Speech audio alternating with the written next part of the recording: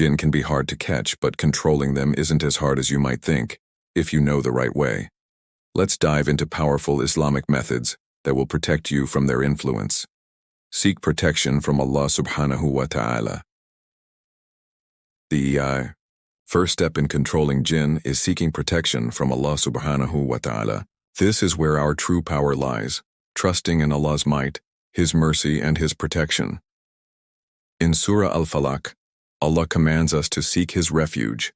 Say, I seek refuge in the Lord of the Dawn, from the evil of what He has created, and from the evil of the darkness when it settles, and from the evil of the blowers and knots, and from the evil of the envier when he envies. This is a direct call from Allah, offering us the ultimate shield. When you say this dua, you are asking Allah to protect you from all types of harm, whether physical, spiritual, or the unseen, including jinn. The Prophet Muhammad, peace be upon him, himself gave us a direct way to protect ourselves, especially before sleep. He used to say, when you go to bed, recite Ayat-ul-Kursi, and that was to ensure a peaceful sleep, free from the whispers of shayatin. Recite specific Ruqyah verses, reciting Ruqyah verses that are Quranic verses known to have a protective, healing, and repelling effect on jinn. These include Ayat-ul-Kursi, Surah Al-Jinn, Surah Al-Ikhlas, Surah Al-Falaq, and Surah An-Nas. The Prophet, peace be upon him, said, whoever recites Ayat-ul-Kursi after every obligatory prayer, nothing will prevent him from entering paradise except death. When recited regularly, Ayat-ul-Kursi not only protects from jinn but also strengthens your connection to Allah. It's like a spiritual shield that can ward off any evil influence, jinn or otherwise.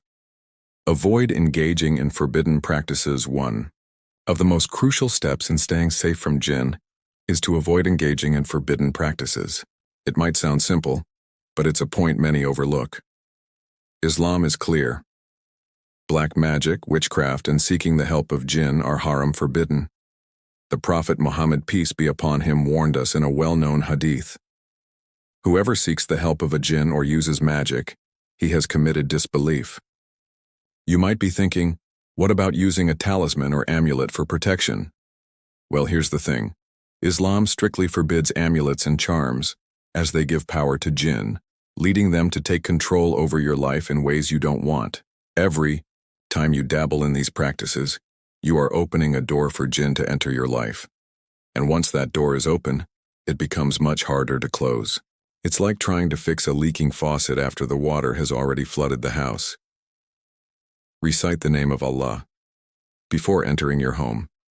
This one is often overlooked, but it's one of the easiest and most effective ways to ensure that your home remains safe from the influence of jinn. The Prophet Muhammad, peace be upon him, said, when a person enters his house and mentions the name of Allah subhanahu wa ta'ala at the time of entering, Satan says, there is no place for you to stay here and no dinner. As soon as you walk through the door, you're cleansing your space. By simply saying, Bismillah, in the name of Allah, you're calling upon Allah's protection for your home. It's like putting up an invisible shield that keeps all harm, including jinn, away. Avoiding harmful or inappropriate communication with jinn. One of the most dangerous mistakes people can make when dealing with jinn is engaging in harmful or inappropriate communication with them. This includes things like attempting to summon them, trying to make contact through rituals, or consulting mediums. Islam is crystal clear on this matter. The Prophet Muhammad, peace be upon him, warned us against trying to communicate with jinn for any reason, especially through occult practices. In a hadith he said, whoever goes to a fortune teller or a soothsayer and believes in what they say, has disbelieved in what was revealed to Muhammad. Why would you want to open the door to something so dangerous? Jinn can be deceitful, manipulative, and harmful. When you try to engage with them, you're inviting them into your life in ways that can be deeply destructive. These are some powerful steps to control jinn in Islam, from seeking protection through prayer and specific verses, to avoiding forbidden practices and not communicating with jinn.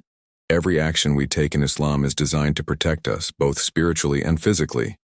Remember, your best defense against jinn is your connection to Allah subhanahu wa ta'ala. Trust in His guidance, rely on His protection, and always turn to the Quran and the teachings of the Prophet Muhammad, peace be upon him. May Allah subhanahu wa ta'ala protect you and your loved ones from all harm, and may He keep you safe from the whispers and influence of jinn. Ameen.